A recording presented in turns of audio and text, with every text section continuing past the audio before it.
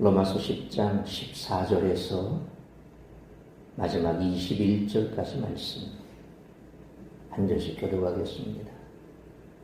그런즉 그들이 믿지 아니하는 이를 어찌 부르리요 듣지도 못한 이를 어찌 믿으리요 전파하는 자가 없이 어찌 들으리요.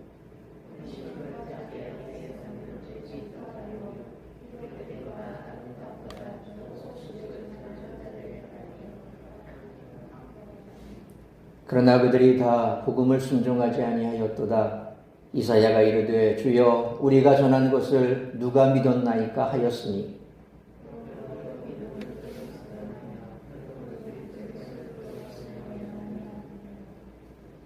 그러나 내가 말하노니 그들이 듣지 아니하였느냐. 그렇지 아니하니 그 소리가 온 땅에 퍼졌고 그 말씀이 땅끝까지 이르렀도다 하였느니라.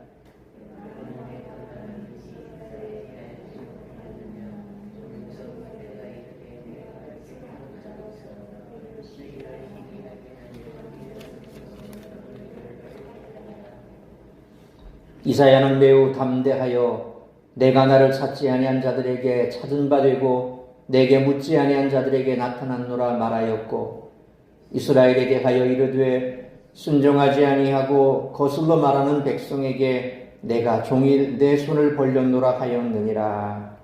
아멘. 기도하시겠습니다. 걸어가신 아버지 하나님 은혜와 사랑을 감사합니다.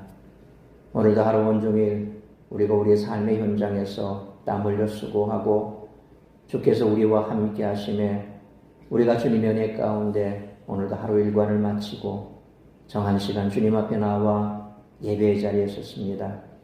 이 시간 말씀하시는 주의 음성만 들려지게 하여 주옵소서.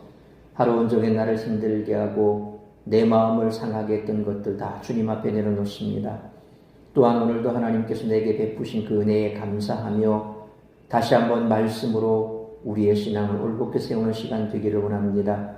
주의 뜻을 분별케 하여 주옵시고 말씀이 선포될 때에 우리의 마음밭이 옥도가 되게 하여 주옵시며 우리의 마음의 문을 활짝 열어주시고 우리에게 들을 귀로 허락하여 주심에 말씀에 집중하는 시간 될 수 있도록 은혜 베풀어 주옵소서.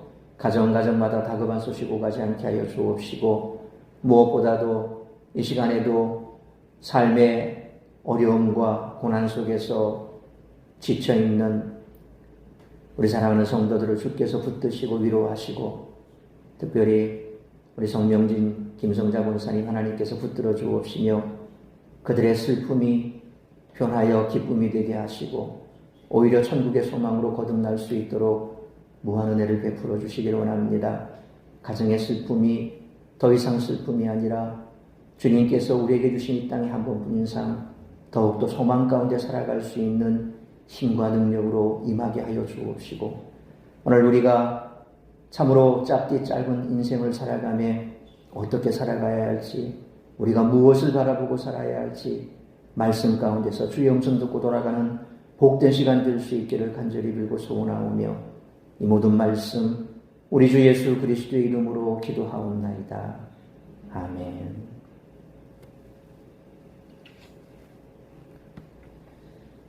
오늘 본문의 요지는 우리가 앞에 살펴본 9장 30절로 10장 13절과 대동소이합니다. 하나님은 이스라엘에게 그리스도도 보내셨고 선지자도 보내셨지만 그들은 복음을 듣고도 그를 믿지 않고 부르지 않았습니다. 하나님은 그들에게 신실하셨지만 그들은 하나님께 불신실했습니다. 다시 말해서 지금 그들의 상태는 하나님의 책임이 아니라 그들 자신의 책임이라는 것입니다. 이처럼 오늘 본문에서는 하나님이 얼마나 신실하신지와 사람들이 얼마나 불신실한지가 잘 나타납니다. 하나님은 당신에게 등을 돌린 이스라엘에게도 변함없이 신실하셨습니다. 그래서 그들에게 그리스도를 보내시고 복음을 전파해 줄 전파자들도 보내셨고 또 그들이 듣고 믿어 그리스도의 이름을 부르고 구원받을 수 있게 해주셨습니다. 그러나 이스라엘은 이런 하나님께 냉대하게 반응했습니다. 그들은 그리스도를 받아들이지 않았고 복음도 수용하지 않았습니다. 그리스도를 믿지도 않고 그의 이름을 부르지도 않았습니다. 그 결과 그들은 하나님이 베푸시는 회복의 은총 밖에 머무르게 되었습니다. 그렇다면 그들은 대체 왜 하나님의 은혜의 손길을 거부했을까요? 그들은 하나님이 선택하신 백성으로서 하나님을 중심으로 살아야 하는데 어쩌다가 그분의 손길을 거부하게 되었을까요? 그리스도를 받아들이지 않은 이스라엘 사람 가운데는 그것이 하나님을 위한 일이라고 생각한 사람들도 있었을 것입니다. 여전히 율법주의에 사로잡혀 하나님이 보여주신 대로 보지 않고 관습과 인습에 얽매여 바른 신앙을 갖게 되지 못한 경우입니다. 이것이 바로 문제라는 겁니다. 사람은 자기 생각, 자기 이해, 자기 관점, 자기 판단, 자기 결정에 사로잡혀 있습니다. 심지어 하나님에 대한 이해도, 구원의 방식과 방법에 대한 이해도 예외가 아닙니다. 하나님이 알려주시는 대로 이해하는 것이 아니라 자신이 생각하는 대로 이해해버린다는 거죠. 그래서 자기 생각으로는 하나님을 위하는 일이 결과적으로는 하나님을 거부하게 되는 어처구니 없는 일이 심심찮게 벌어집니다. 중요한 문제일수록 하나님이 알려주시는 대로 이해해야 할 줄 믿습니다. 극도의 자기중심성, 이것이 죄의 본질인 줄 믿으시길 바랍니다. 오늘 설교 제목처럼 플랜 B라고 하는 이 경제 용어는 첫째 안, 곧 플랜 A가 실패했을 경우 그 대안으로 진행할 둘째 안을 가리킬 때 플랜 B라고 그렇게 부릅니다. 하나님은 구원 경륜을 세우시며 플랜 B까지 마련하셨습니다. 바울은 복음을 받아들이지 않는 대다수의 이스라엘 사람들을 보며 하나님의 플랜 B가 무엇인지 깨달았던 것입니다. 그리고 하나님이 어떤 분인지 더욱 분명하게 알게 되었습니다. 따라서 오늘 본문의 말씀을 통해 우리들이 깨달아야 할 것은 첫째로 14절로 18절 말씀처럼 복음을 받아들이고 전파하는 것이 복음에 대한 합당한 반응이라는 것입니다. 바울은 14절로 15절 말씀에서 어찌라는 의문사를 사용해 연속적으로 질문을 던지고 있습니다. 이 질문들을 역으로 추적하면 복음 전파가 어떤 과정을 거치는지 알 수 있습니다. 파송, 전파, 들음, 믿음, 부름, 이것이 복음 전파의 시간적 순서입니다. 하나님은 이 과정을 통해 세계 곳곳으로 복음이 퍼져나가게 하셨습니다. 특히 복음 발생의 중심지에 있던 이스라엘은 복음을 알지 못했고 핑계할 수 없었습니다. 알지 못했다라고 핑계할 수 없었습니다. 그럼에도 그들은 복음을 받아들이지 않았다는 것입니다. 예수님께서 바로 유대 이스라엘에서 태어났죠. 그 이스라엘에서 태어난 예수님을 그들은 알면서도 그 당시 사람들은 그를 비방했고 심지어는 가족들조차도 그를 미친 사람 취급했죠. 정신 이상자 취급했던 겁니다. 가족도 그 정도였는데 하물며 예수님을 따르지 않는 다른 사람들이야 오죽하겠습니까? 미치광이 청년으로 보기에 딱 좋았던 거죠. 뿐만 아니라 그가 하나님의 아들이다 라고 하는 그 말을 들었을 때는 종교적인 지도자들은 아마 기함했을 겁니다. 이건 무슨 이런 얼토당토하는 소리가 있냐? 그가 많은 기적을 일으켰고 또 많은 사람으로부터 초안받는 것까지는 그래도 참아주겠는데 그것까지는 못 참겠다는 거죠. 그러니까 그들이 그와 같은 예수님의 말과 행동에 대해서 곱게 볼 리도 없었고 결국 예수님께서 그 땅에서 태어났고 그 땅에서 사역하셨지만 사람들은 그를 이해할 수도 없고 받아들일 수도 없었고 그래서 결국 그것을 역으로 뒤집어 보면 예수님께서 메시아로 이 땅에 오셨던 그 사실 자체를 그들은 몰랐다라고 핑계할 수는 없었다라는 겁니다. 바울은 13절에서 누구든지 주의 이름을 부르는 자는 구원을 받으리라 그렇게 선언했습니다. 그런데 지금 이스라엘이 그리스도를 부르지 못한 이유가 그를 믿지 못했기 때문이라면 그 책임은 누구에게 있는 것일까요? 믿지 못하는 것이 듣지 못해서라면, 듣지 못한 것이 전파자가 없어서라면, 전파자가 없는 것이 하나님이 보내시지 않아서라면 지금 그들의 상태에 대한 책임은 하나님께 있다고 할 수 있을 것입니다. 그러나 실상은 그렇지가 않다는 거죠. 하나님은 그들에게 전파자를 보내셨고 전파자는 그들에게 복음을 전파했습니다. 그들은 복음을 들었습니다. 복음을 들었으나 그들은 그리스도를 믿지 않고 부르지도 않았습니다. 이와 같이 신실하지 않은 것은 하나님이 아니라 바로 그들이었습니다. 하나님은 그들에게 신실하셨습니다. 바울은 15절 하반절 말씀처럼 아름답도다 좋은 소식을 전하는 자들의 발이요 라고 하는 이사야 52장 7절의 말씀을 인용함으로써 하나님이 그들에게 복음 전파자를 보내셨다는 것을 구약의 말씀을 통해서 다시 한번 확증해 버리고 있습니다. 이어지는 16절로 21절은 기본적으로 14절로 15절의 내용을 반복하며 더 심화하는 내용입니다. 그들은 18절 말씀처럼 전파자가 선포하는 그리스도의 복음을 들었고 19절 말씀처럼 복음의 내용을 알았지만 복음을 믿지도 복음에 순종하지도 않았습니다. 16절에서 말씀하는 그들은 모든 이스라엘 사람을 가리키는 것이 아닙니다. 믿지 않는 다수의 이스라엘 사람을 가리키는 겁니다.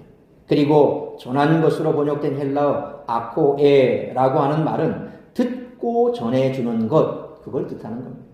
바울은 믿지 않는 이스라엘에게 이사야 53장 1절에 우리가 전하는 것을 누가 믿었느냐? 여호와의 팔이 누구에게 나타났느냐라는 말씀을 적용하고 있습니다. 따라서 우리가 주님께 듣고 사람들에게 전해준 것을 누가 믿었는가라는 질문은 아무도 믿지 않았다라고 하는 부정적인 대답을 유도한다는 거죠. 그러니까 이스라엘 백성들은 하나님께서 복음 전파자들 그렇게 보내주셨지만 과연 그 복음 전파자들의 복음을 듣고 누가 믿었냐는 겁니다. 실상은 믿은 사람이 없다는 겁니다. 극소수라는 겁니다. 그래서 우리가 앞에서 그리스도와 율법에 대해서도 얘기했지만 그래도 하나님께서는 우리들에게 남은 자를 남겨두셨다라고 그랬지 않습니까? 그러니까 구원받은 자는 뭡니까? 이스라엘의 남은 자라는 겁니다. 모두가 다 복음을 거부한 것은 아니라 남은 자들은 복음을 믿고 듣고 하나님께 구원을 받은 자가 있었던 것처럼 예수 그리스도를 모든 유대인들이 이스라엘 백성들이 다 안 믿은 것 같지만 그러나 그 가운데 믿는 자도 있었더라. 구약의 남은 자와 똑같이 그리스도께서 이 땅에 오셨음을 그 복음이 전해졌음을 그들이 듣고 믿는 자도 있었더라라는 겁니다. 그래서 17절 말씀처럼 믿음은 아코에 들음에서 나오고 또 아코에 들음은 그리스도의 말씀을 통해 난다는 겁니다. 여기서 그리스도의 말씀은 6절로 8절에 나오는 그리스도에 대한 말씀, 그러니까 그리스도의 복음을 가리킵니다. 그리고 앞서 설명드린 것처럼 이 아코에는 복음을 듣고 전해주는 것, 곧 복음 선포를 가리키는 것입니다. 이와 같이 그리스도의 복음을 듣는 것은 복음의 선포로 이어지고 선포는 사람들에게 믿음의 반응을 불러일으킵니다. 그러나 이스라엘은 그리스도의 복음에 믿음으로 반응하지 않았습니다. 따라서 그들이 그리스도를 믿음으로 영접하는 데 실패한 이유는 듣고도 순종하지 않았기 때문입니다. 오늘날 마찬가지입니다. 많은 사람들이 전도지를 들고 다니기도 하고 또 노방전도한다고 예수천당 불신지옥 외치는 사람도 있고 혹은 자기가 아는 지식 안에서 예수님을 전하는 사람도 있고 여러 종류의 사람들이 있습니다. 다 복음을 전하는 거죠. 그런데 거기에 관심을 기울이는 사람도 있고 관심 없어 하는 사람도 있고 전도지를 주면 이게 뭐야 라고 읽어보는 사람도 있고 받자마자 집어던지는 사람도 있고 받아서 구기구기해서 주머니 집어넣는 사람도 있고 바로 받자 쓰레기통에 버리는 사람도 있고 여러 사람들이 다 있습니다. 어쨌거나 하나님께서는 복음 전도자를 통해서 끊임없이 복음을 듣게 하십니다. 그런데 그 많은 사람들이 듣고 구원받습니까? 분명히 구원의 길은 멀리 있지 않고 가까이 있고 어렵지 않고 우리가 쉽게 접할 수 있는 거죠. 구원의 길은 뭡니까? 예수 그리스도를 믿으면 구원받는 겁니다. 너무나 가까운 데 있고 너무나 쉬운 거죠. 믿으면 구원받는다고 그랬습니다. 오늘 사도 바울이 앞에 말씀한 것처럼 누구든지 그리스도를 부르는 자는 구원을 얻으리라. 누구든지 예수를 부르는 자는 구원을 얻으리라. 주님의 이름을 부르는 자는 다 구원을 얻는다 그랬습니다. 그런데 실상은 들어도 믿음으로 반응하지 않는다는 거죠. 누구의 잘못입니까? 못 들었다 핑계하지 못한다는 겁니다. 유대인들에게 이스라엘 백성들에게 복음이 전해졌지만 그러나 그들은 복음에 반응하지 않은 겁니다. 불순종의 책임과 이유는 바로 그들 자신에게 있었다는 거죠. 누구보다 먼저 메시아를 계시받고 누구보다 간절히 메시아를 기다린 그들이 역설적으로 정작 구원자를 알아보지 못하고 자신들의 손으로 죽였습니다. 나아가 예수가 그리스도라는 복음을 듣고도 무시했습니다. 그들은 철저하게 실패했습니다. 그러므로 주님을 믿지 않는 자들에게 들려주어야 할 복음을 오히려 정죄의 잣대로 판단의 도구로 사용하고 있지는 않은지 우리 자신을 살펴봐야 할 뿐만 아니라 그렇다면 곧바로 회개하고 우리에게 복음 전파의 사명을 맡겨주신 하나님께 감사하며 복음을 듣지 못해 구원의 은혜를 이루지 못하는 이들에게 복음 전파를 하는 사명 잘 감당하는 우리 모두가 되시기를 축원합니다. 두 번째로 19절로 20절 말씀처럼 하나님은 모든 사람을 구원하기를 원하신다는 것입니다. 바울은 19절 말씀처럼 혹시 그들이 복음을 알지 못했단 말인가? 라며 다시 묻습니다. 다시 말해서 혹시 듣기는 했지만 내용을 이해하지 못했기 때문이 아니냐라고 그렇게 질문하는 겁니다. 바울은 이번에는 명시적으로 대답하지는 않지만 그의 대답은 앞서와 마찬가지로 아니 그럴 리가 없다라는 거죠. 바울은 그 근거로 내가 백성이 아닌 백성으로 너희가 시기나게 하고 미련한 백성으로 너희를 분노하게 하겠다라고 하는 신명기 32장 1절 말씀을 인용하고 있습니다. 이스라엘이 하나님이 아닌 다른 신을 섬김으로 하나님의 질투와 진노를 야기했기 때문에 하나님도 그들이 아닌 다른 민족들을 보살펴 주심으로 그들의 시기와 분노를 야기시키겠다라는 말씀인 거죠. 결국 뭡니까? 하나님께서 이스라엘 백성들을 들어 하나님의 백성으로 세워서 그들을 제사장 나라로 세웠지만 그걸 그들은 거부해버렸지 않습니까? 결국 하나님께서는 이방인을 통해서 하나님의 구원 사역을 이루시는 일에 쓰시겠다. 오늘 우리도 하나님께서 우리를 들어 쓰시고자 할 때 이 핑계 저 핑계 대고 이래서 안 되고 저래서 안 되고 요리조리 발뺌만 하고 있다 보면 결국 뭡니까? 내가 하나님 앞에 할 수 있는 시기 다 놓쳐버립니다. 나중에 철들어서야 내가 왜 그랬을까 라고 생각을 하고 뭘 하려고 하면 더 이상 할 힘이 없어져요. 네. 제가 어저께부터 오늘 오른쪽 여기 무릎이 굉장히 갑자기 욱신욱신 아파서 걷는 게 조금 부자연스럽습니다. 이게 지금 다리가 무슨 병에 걸린 것도 아닌데 이게 근육통도 아닌 것이 막 아프니까 참 걱정이 돼요. 여러분 내 육신이 언제까지 멀쩡할 것 같습니까? 순간이죠. 이 다리 하나도 이렇게 조금 뭔가 좀 근육통이 오고 뭐가 아프고 통증이 있을 때 걷는 게 좀 불편한데 여러분 나이 들고 뭘 하고 싶을 때 이처럼 무릎이 인대가 다 나가가지고 걸을 때마다 삐걱삐걱거리고 쓰려서 아프고 허리에 통증이 있어도 뭐 들지도 못하고 아무것도 못하는 거잖아요. 시기를 놓치고 나면 아무것도 할 수 없습니다. 하나님께서 들어쓰시고자 하실 때 아멘으로 순종하면 될 텐데 그때는 이 핑계대고 저 핑계대고 이래서 안 되고 저래서 안 되고 마치 이스라엘 백성들을 하나님께서 들어서 제사장 나라로 쓰고자 했을 때 그들은 전혀 관심도 없었고 딴 데 신경이 가 있었던 거죠. 그들의 방식을 가지고 그들의 사고방식에 사로잡혀서 이게 맞다라고 생각하고 그들께 살았습니다. 결국 율법만 붙들고 살았던 그들은 뭡니까? 하나님의 구원 사역에서 배제되어 버리지 않습니까? 이스라엘의 역사만이 아니라 우리의 인생사도 마찬가지입니다. 하나님께서 뭔가를 하시고자 하실 때 그때 아멘하고 힘들어도 순종하면 다 그게 하나님의 축복이 되는데 우리는 그럴 때는 항상 내 고집대로 내 집 내 마음이 이래서 나 못해 나 지금 이거 이렇기 때문에 나 지금 할 수 없어 내 상황이 이러니까 좀 더 있다가 뒤에 옛날에 한번 제가 섬겼던 교회 목사님이 그렇게 한숨을 쉬시더라고요. 어떤 집사님이 참 오셔서 등록을 하셨는데 참 빠릿빠릿하고 우리 그 목사님은 빠릿빠릿한 사람 좋아하거든요. 아무리 이 사람이 좋아도 빠릿빠릿하지 않으면 별로 눈에 안 차요. 성격이 그렇거든요. 강심입니다. 빠릿빠릿한 사람을 좋아합니다. 근데 그분이 참 그랬어요. 지혜도 있고 빠릿빠릿했어요. 그래서 목사님이 이제 교회 어느 정도 좀 정착하신 것 같고 해서 뭔가를 좀 내년에는 교사 좀 해보시겠습니까? 그거 보니까 아유 목사님 저도 그러고 싶은데요. 아직 저희 집 애가 어려서요. 초등학교 다녀서 조금 더 애 키우고 나면요. 그래서 그냥 좀 기다렸답니다. 이제 제법 뭐 교회도 몇 년간 지내고 이렇게 생활도 좀 하고 해서 좀 이제 좀 괜찮잖아요. 아주 부사님 이제 좀 뭘 하셔도 안 될까요? 아유, 아시겠지만 저희 애가 지금 가장 중요한 때 아닙니까? 애 뒷바라지 해야 되죠. 안 됩니다. 그렇게 어릴 때는 조금 키우고 하니까 이제 공부하니까 뒷바라지하고 그렇게 해서 시간이 가버리더랍니다. 목사님 참 마음이 안타깝대요. 그래요.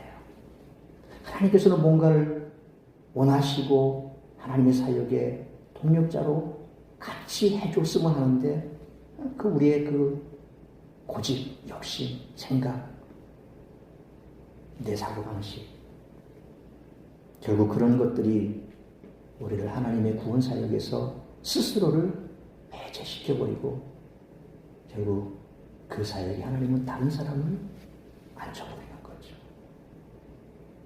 여러분 내가 아니면 안 된다라는 생각 아주 위험한 생각이기도 하지만 그러나 반대로 뒤집어 보면 그것도 그렇게 하나님께서 들어 쓰시고자 할 때 그래 하나님 내가 아니면 안 되죠. 어린애 같은 그런 마음을 가지고 열심을 가지고 하면 얼마나 이쁩니까? 그래 하나님 그쵸 내가 아니면 아니죠. 때려 보십시오. 애들 자기네들끼리 얘기할 때 그래 내 아니면 안 되잖아 라고 그냥 쫄래쫄래 하는 것도 보면 귀엽지 않습니까? 우리 하나님이 보시는 것도 귀여운 거예요. 그래서 우리가 교회를 하거나 뭘 할 때라도 그런 좀 자부심이 있고 그런 좀 애살이 있고 결국 그런 사람이 좌충우돌하지만 그러면서 신앙이 성장하고 그렇게 좌충우돌하지만 거기에서 하나님을 만나고 하나님께 쓰임받는 사람은 뭔가 달라졌단 말이에요. 이스라엘 백성들 보십시오. 요리저리 빠져나가고 자기 생각만 가지고 결국 하나님께서는 이방인을 들어서 그 자리에 갖다 앉혀버리지 않습니까? 이방인들을 구원함으로써 이스라엘의 시기와 질투를 자극해 이스라엘도 구원으로 이끈다는 그 모티브가 사실 11장부터 나옵니다. 하나님께서 의도하시는 것은 바로 그거거든요. 우리가 경쟁 붙이듯이 이스라엘 백성이 아닌 이방인들을 자극시켜서 그래서 이방인들을 전면에 내세운 이스라엘 백성들을 자극시켜서 뭔가 어쨌든 그들을 구원하려고 하나님께서는 애를 쓰신다는 겁니다. 그리고 20절 말씀에서는 나는 나를 찾지 않는 사람들에게 발견되었고 내게 묻지 않는 사람들에게 나타났다라고 하는 이사야 65장 1절 말씀을 또 인용하고 있습니다. 여기서 나를 찾지 않는 사람들과 내게 묻지 않는 사람들도 앞에 인용과 마찬가지로 이방인 그리스도인입니다. 그러니까 이방인 그리스도인들 그들은 실상 내 백성이 아니었던 사람들인데 그런데 오히려 그들이 예수를 받아들이고 하나님의 백성이 되어버렸지 않습니까? 하나님은 그들을 들어서 쓰신다는 거예요. 이 두 인용 구절은 이방인들이 복음을 듣고서 이해하고 순종했음을 전제하고 있습니다. 이 구절로 이스라엘이 이해하지 못한 상황이 더 두드러지는 거죠. 이상과 같이 결국 하나님은 플랜 B를 꺼내드셨습니다. 바로 이방인들이 구원받게 하신 것입니다. 이러한 구원 계획은 앞서 설명드린 것처럼 구약성경 신명기 32장 21절 말씀과 이사야 65장 1절 말씀에 이미 예견되어 있었던 것입니다. 하나님은 처음부터 이스라엘이 실패할 것을 알고 계셨습니다. 그런 그들을 내버려 두지 않으시고 구원하기 위해 그들의 실패마저 선하게 이용하셨습니다. 사실 하나님의 구원은 처음부터 만인에게 열려 있었습니다. 하나님은 모든 사람을 구원하기 위해 이스라엘을 제사장 나라로 삼으셨을 뿐 이스라엘만 구원하겠다고 하신 적은 결코 없습니다. 하나님은 이스라엘을 구원하기 위해 복음의 방향을 이방으로 두셨습니다. 이러한 플랜 B는 이방인도 구원하고 이스라엘도 구원하는 비책이 되었던 거죠. 그래서 여러분이 늘 발 빼고 있던 그 자리에 누군가 탁 들어와 버리면 순간 기분이 나빠질 수도 있습니다. 그때 여러분 깨달아야 됩니다. 하나님의 플랜 B가 시작됐구나. 그렇죠. 플랜 B가 시작됐으니 플랜 A는 나였는데 이제 플랜 B가 됐습니다. 그럼 어떻게 됩니까? 다시 재정비해서 하나님의 플랜 A가 되려고 애를 써야죠. 하나님의 플랜 B에 그 자리에 들어온 사람을 시기하고 질투하고 자꾸 그냥 그렇게 하면 내 신앙만 내가 까먹는 겁니다. 결코 유익이 안 됩니다.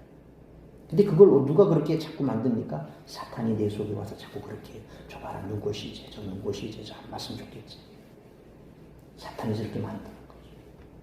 결국 의의 병기로 하나님께서 쓰시를 원했는데 내가 안 하고 내버려 두니까 하나님께서 오히려 다른 사람을 이용해서 자극하는데 거기서조차도 깨닫지 못하면 불의의 병기가 되어버리는 거죠. 순식간입니다. 내가 원해서도 아니고 내 속에 있는 바로 내 악한 본성이 그렇게 사탄의 올무에 사로잡히는 거죠.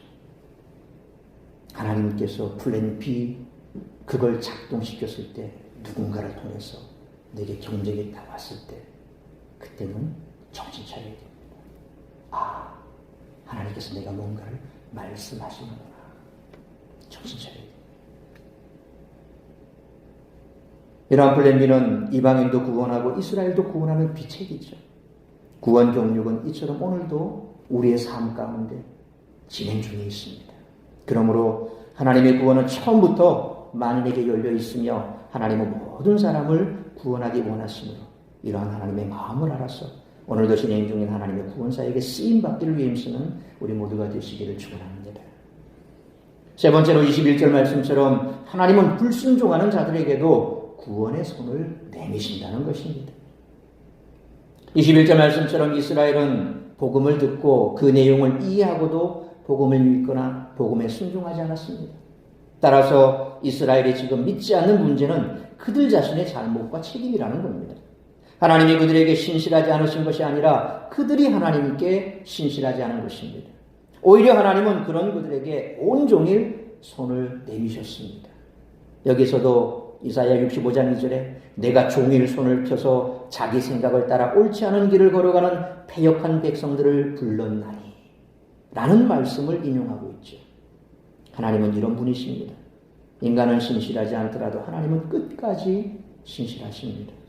그런데 바울이 인용한 이사야 65장 2절 말씀은 어느 시기에 이스라엘에게 적용했을까요?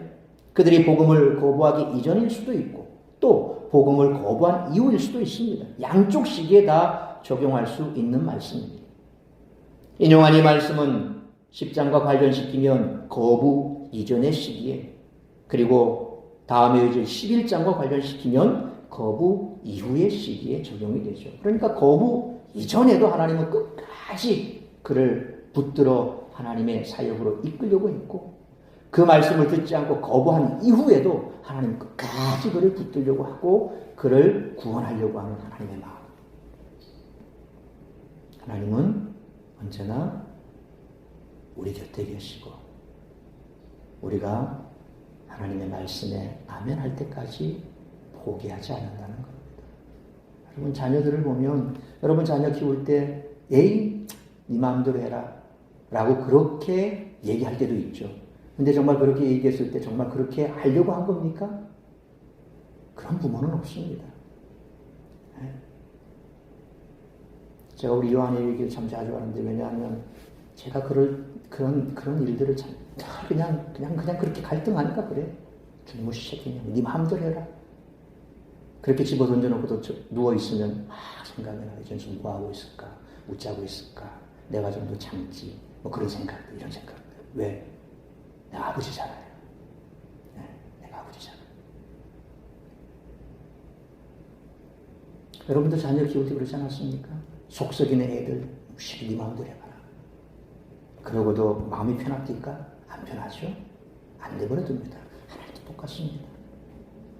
우리가 하나님 편에서 하나님의 말씀에 순종하고 정말 그런 자식일 수도 있고 그냥 엇나가는 그런 자식일 수도 있고 여러 우리 자식도 그렇잖아요. 우리도 마찬가지입니다.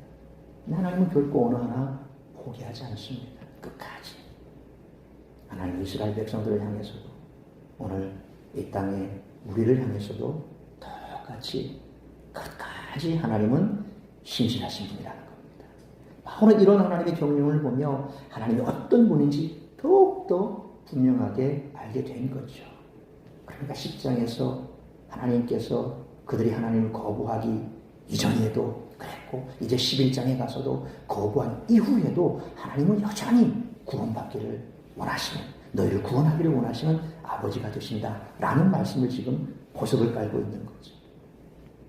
하나님은 순종하지 않고 반항하는 백성을 내버려 두지 않는 분이십니다.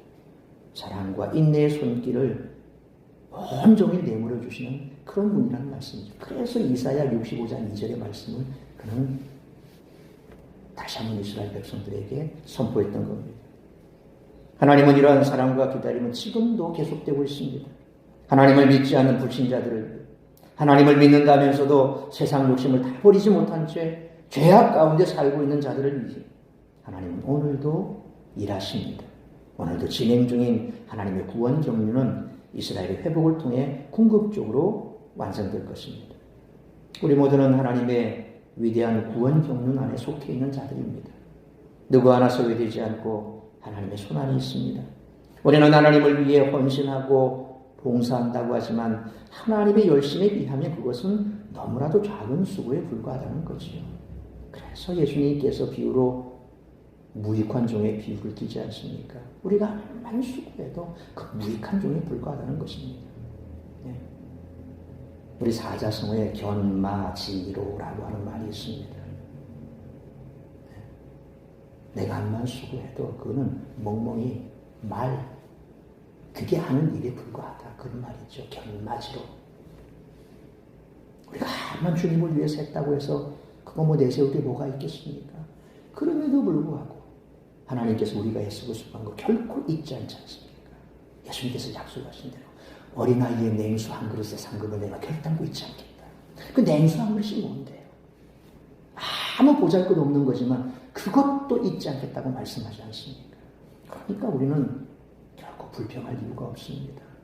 오늘 내가 지금까지 하나님을 위해서 애쓰고 수고한 거 정말 뭔가 적금 깨서 타서 내가 힘들 때 그냥 왕창 하나님이 부어주시면 참 좋겠는데 그것조차도 우리가 생각할 게 못 된다는 건 그것조차도 하나님의 은혜가 아니었으면 할 수 없었던 것이기에 그거 적금 내 거라고 생각하면 안 된다는 거죠. 그건 하늘에 쌓여 있는 거죠. 때가 되면 하나님께서 분명히 갚아주십니다. 그게 내가 살았을 때 받을 수도 있고 내가 애쓰고 수고하고 땀 흘려 눈물 흘려 일구는 그거 내가 누리지 못하면 분명 우리의 자녀는 누릴 겁니다. 그게 믿음의 대를 이어오는 가문에 있어서 내려오는 축복 아닙니까? 윗대에서 땀 흘려 기도하고 무릎으로 갈아놓은 그 밭, 그 심어놓은 나무 열매, 우리 윗대에서 심어놓은 그 나무의 열매는 우리 후손들이 따먹을 수 있다는 겁니다. 그게 아깝습니까? 아깝지 않죠. 그래서 우리 권사님들 자녀들을 위해서 많이 기도하시고 또 여러분들이 지금 할 수 있는 일에 대해서 최선을 다해서 하십시오. 내가 이거에서 무슨 영광을 얻으리. 여러분이 영광을 얻으면 하나님이 분명 영광을 받으셨고 여러분의 후손들이 그 열매를 먹게 된다는 겁니다. 그래서 아까워하지 마십시오.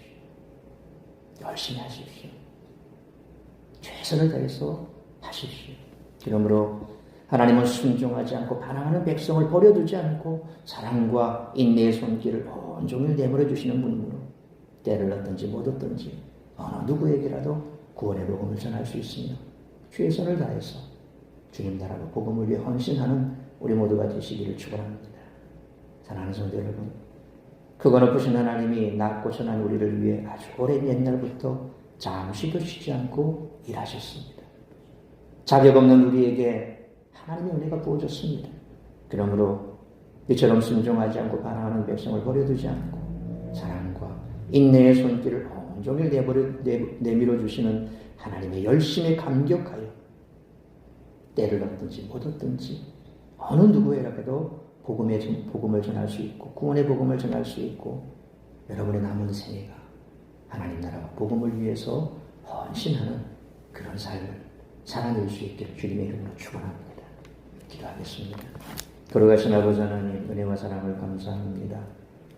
오늘 우리가 그리스도 안에서 구원받은 하나님의 자녀로 이제는 하나님께서 내게 베푸신 은혜의 단문만을 늘 생각하고 세상 가운데서도 승승장구 뭔가 꽃길만을 걷기를 바라며 살아가고는 있는지를 돌아봐야겠습니다. 우리가 늘 세상에 단 것만을 추구를 하고 또 그런 것만을 바라보며 살아가다가는 결국 하나님의 뜻과는 정반대의 길을 갈 수밖에 없습니다.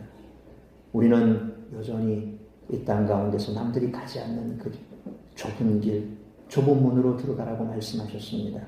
우리는 그런 삶을 살아가야 합니다.